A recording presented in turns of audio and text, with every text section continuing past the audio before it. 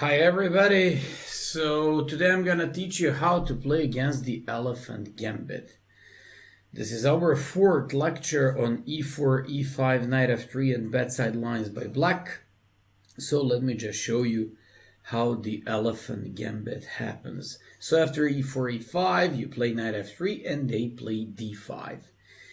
So it's not so common to see this in tournament games. To be honest, I've never experienced Elephant Gambit in a tournament chess, but on the other hand, when you play rapid games and when you play blitz chess, you face this opening very often. So how do you play here?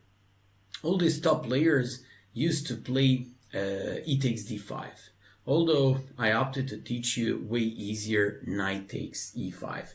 It's because it leads to very simple advantage for white. Moves are pretty forced and there are not so many options. To be honest, maybe this lesson is not going to be that interesting in terms of, I don't know, some mates or tactics, but this should give you like a very simple plan how to play with the white pieces and how to get like a very serious advantage after like only couple of moves. So after knight e5, the main line is bishop d6, but apart from that, they can go with d takes e4, knight f6, and queen e7.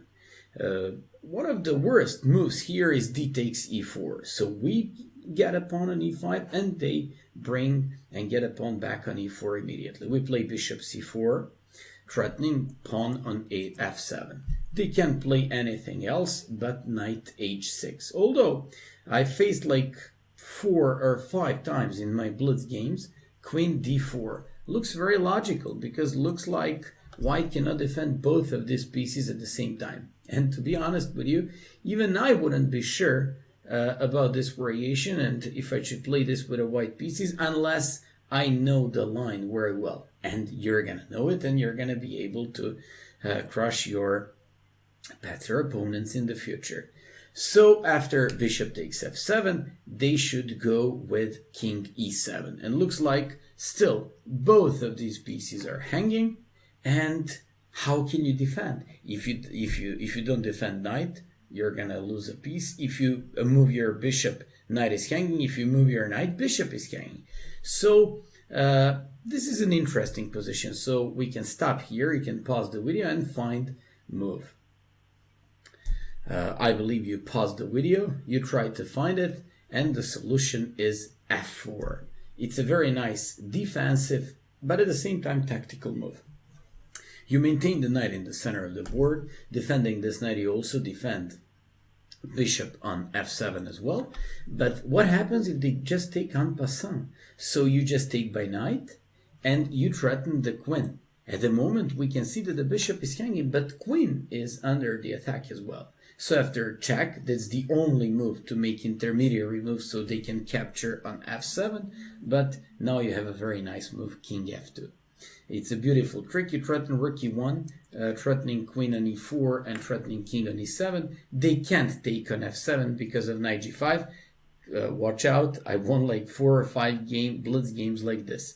So they just have to go with queen f5, you just go with bishop e3, afterwards you make artificial castle with rook e1, put your king back to g1, and position is very easy. Same thing happens if after bishop c4, they go with queen g5.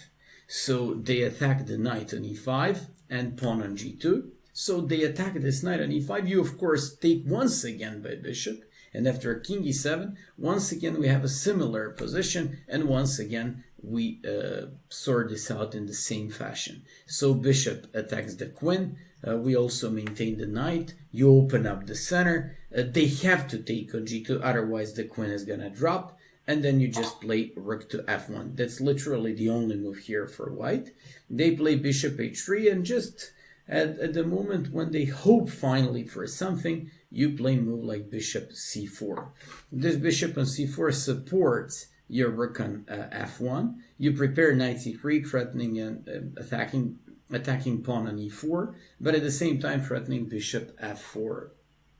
position is close to be like that, winning for white, and the rest should be just a matter of your technique. And finally, what happens if they play knight h6, seemingly logical move, because he defends pawn on f7. Sorry, this is mistake, and you never should take on f7 because it's defended. So what do? You play d4. You develop your bishop on c1. You open up the center, maintain your knight on e5, play and fight for the center with the d4, threatening at the moment bishop takes h6, and indirectly you threaten the pawn on f7. They can't play anything but knight d7 if they want to defend bishop h6 followed by knight f7. It's a very simple approach. Bishop h6, removing the defender and taking on f7 afterwards. They have to play knight e7. You play castles, and this is why I told you this is kind of a boring type of, let's just say, lecture, because it's not full of all those beautiful mating patterns. But still, this is good. You had to know how to get like huge advantage. Still, you're threatening like bishop h6 followed by knight c3. So they move the knight, attack our pawn, and we play knight c3. When they get the pawn, you just play knight b5. You threaten knight c7. You want to go with the bishop f4. At the moment, the bishop is hanging, but watch out, they can't take it because you take on c7 and take the rook on a8. So they have to most likely play bishop d6 move. Then what's your type of advantage in this type of game? Nothing else but bishop pair. Generally speaking, the majority of these positions today and in this lecture will be based on a bishop pair advantage. For all of you who are not so experienced, just remember bishop pair, especially without a queens, is a huge advantage in the hands of a good player. You just have to follow a couple of rules, keep your bishops open, and in order to keep your bishops open, you gotta, of course, do nothing else but to keep your game open. And finally, after bishop c4, we've seen what happens if queen g5, queen d4, and knight h6, and let's just make conclusion. After you take on e5, d takes e4 is bad because of bishop c4. We will immediately stop here, and you can immediately know in your games that you have a huge advantage already. Just check the video till the end and you'll be able to win against anybody who plays elephant. Apart from d takes e4, there is a move knight f6. Makes not much sense because they already sacked a pawn on e5. That is a central pawn, so makes no sense to play like this, but there are players who like to play this gambit style. You take on d5, queen takes d5, and you support your knight on e5, at the same time pointing out that the king on e8 could be weak, threatening knight g6 tactics to win the rook, but at the same time, you also have knight c3 chasing that queen away in the center with this logical developing move knight c3. When they play bishop e7, I have a very nice idea here for you. Knight c3, queen e7, and guess what? I wish I could go with d4 here, but I can't because nothing supports that one. To play d3, in a way, it's going to block my light square bishop on f1, and it's anyways blocked by the queen on e2. So play this move. I like it very much, and the rest of the game should be based on bishop e2, long castle, and d4 fighting for the center and for the active game. Don't forget you're already up a pawn.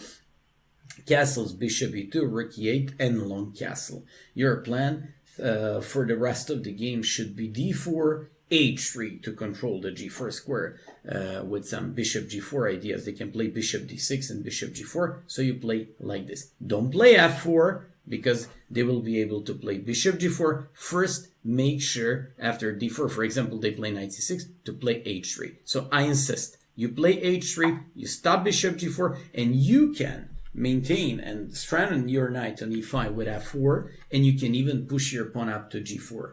If they go with, for example, if we go with f4 first, they will have this tricky tactics with the bishop g4, and you're gonna lose an exchange. So watch out, you play h3, they can't touch the knight on e5 because look at this, those are x-rays against the queen on d8. So you afterwards go with f4, g4, and you just do the pawn storm. It reminds me of all those English attack positions in Sicilian defense, but white looks a lot better. And finally, when you take on e5, they play queen to e7. This move, I don't know, that could be played usually by some weaker guys. They just want to get the pawn back. And of course, just like if you remember in Damiano's defense when they play some queen e7 and in some other openings, I always insist on playing d4. Why? You maintain the knight here on e5, you open up your bishop on c1, and afterwards you just want to play knight c3, fighting off that queen on e7 with some knight c3, knight e5 ideas. When they play like d takes e4, you play knight c3, you now threaten knight e5 almost, or you also threaten at some point to win this pawn, and you also threaten bishop c4, making and attacking on f7 and just preparing yourself to castle. Knight f6, bishop f4, c6, bishop c4, bishop e6, and castles. Huge advantage. There is like a big discarment in black's position, especially because the queen stands on e7 in front of the bishop. King on e8 looks bad. Everything seems to be really, really bad for them. That's why some of these players like to play f6. Please, big warning for you. Once again, the butcher has a big warning for you. You're not supposed to play queen h5 because many of you might go for this. Because after this, knight takes g6, queen takes e4, and just like in the first lecture about the Damiano's defense, if you learn that lesson properly, you'll be able to find and to remember this trick as well. So after f6, just what the idea that we used in the Latvian defense, where the knight eventually ended on c4, here it's going to end with using the same pattern on f4. Knight e3, d takes e4, knight f4, followed by knight c3, and so on. For example, if they play like bishop f5, you play g4, hitting that bishop. You can always win the bishop here, taking on g6. You keep developing yourself and play d5, for example, getting like strong control of the light squares. They can't play like long castle. You play bishop e3 and the game is just great for you. I just want to remind you of the fact that when they capture by queen, actually when they capture by pawn, they could have captured by queen as well. You play bishop e2, queen g2, bishop f3, and this reminds me of one of those Morpheus games where he just keep chasing this queen away like crazy, and you have a huge development advantage while they have to suffer because not just because of weak king on e8, but also all black pieces except the queen are on the back rank. And finally, after knight e5, I just have to show you the main line. By the way, I just have to tell you that I checked like good players who play this variation. On regular basis in tournament games, there is Grandmaster from Russia. His name is Kachkov, who on regular basis plays this with the black pieces. So just like you see, even this Elephant Gambit that is supposed to be bad, it is used by one of GM's. I guess mostly as surprising weapon occasionally. So after knight e5, bishop d6. Of course, as usual, you just play d4 and they get the pawn back. By the way, what I'm showing you right now, this is considered to be the best line for black. So you play bishop c4. Once again, you go with a pretty typical way of attacking pawn on f7. After bishop comes to c4, you now threaten to take on f7, knight takes f7. They have to take on e5, nothing else. You play queen h5. Old Fischer's idea, we analyzed that in Latvian Gambit. You play queen h5, threatening mate on f7, and also going after the bishop on e5. They have to play queen e7. I just want to remind you two things. If they play queen d4, you take on f7, you give check on f8 and play bishop g8 with a terribly placed king on d7, queen on d4, possibility to make short castle knight c3 followed by rook d1 afterwards, using these two pieces on the exposed d file. White is just completely winning. If they play after queen h5 instead of queen d4, what I've just showed you, if they play queen f6, you just go with d takes e5, and here once again one of those nice positional moves, but not so attractive, it's queen g5. You threaten pawn on g5, and you clearly send a message to your opponent like, I'm willing to exchange this queens because I got a bishop pair. And you will hear this many times in my lectures. We've got a bishop pair, play with a bishop pair, you have a huge advantage, and keep the game open.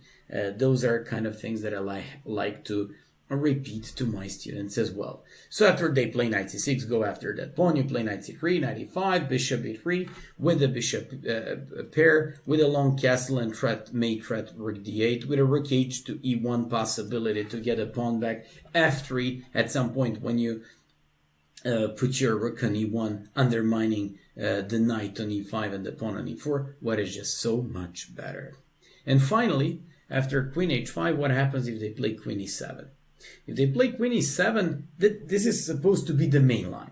And this is supposed to be absolutely the best opening choice in the Elephant Gambit for black. But it doesn't bring any luck to black players. So you take on e5, they take on e5, d takes e5, and they play knight c6. And here, most of you would automatically probably play either bishop f4 or bishop e5. In both of these cases, you won't be able to save the pawn on e5 because on bishop b5, bishop d7, you're just about to lose your bishop pair that is so strong weapon in the hands of a good player. And second thing is, after bishop f4, they will be going with knight g on e7 followed by knight g6 and getting the pawn back on e5. In order to avoid this, you just go with knight c3. After knight c3, believe it or not, you sack the pawn, so they take on e5. If they just defend the pawn, you play bishop f4, knight g on e7, castles, knight g6, you lose this pawn, and once again, everything in this position is based on the bishop pair. At the moment you're down a pawn, you're gonna get this pawn back because e4 pawn is falling. And just because the game is open, bishop pair decides the game. So we're coming back to the game where we sack the pawn on e5, they grab the pawn, and we play bishop e3. This is absolutely enough for you to know for long-lasting and solid advantage, mainly based on the bishop pair and the activity of your pieces. You have knight b5 threat, you have bishop f4 threat, you have knight takes e4 to get a pawn back, and most likely, and probably the most important thing, you get a bishop pair. I don't want to bother you anymore. After this, you just play like bishop d7 to play the long castle. You play bishop f4, knight takes c4, and I constantly keep insisting on this bishop pair in an open game. So if there is a good conclusion and thing that you're going to learn after this lesson, it's about the bishop pair. Thank you so much for your first donations. I appreciate that very much. You're going to be able to see your names in the end of the video. Keep coming with them. I appreciate that, and we're going to raise the quality of the channel itself and also of the lectures. Just like I told you, very soon I'm going to upload all these files into the PGN on my site, so you're going to be able to pick them up for free. All the best.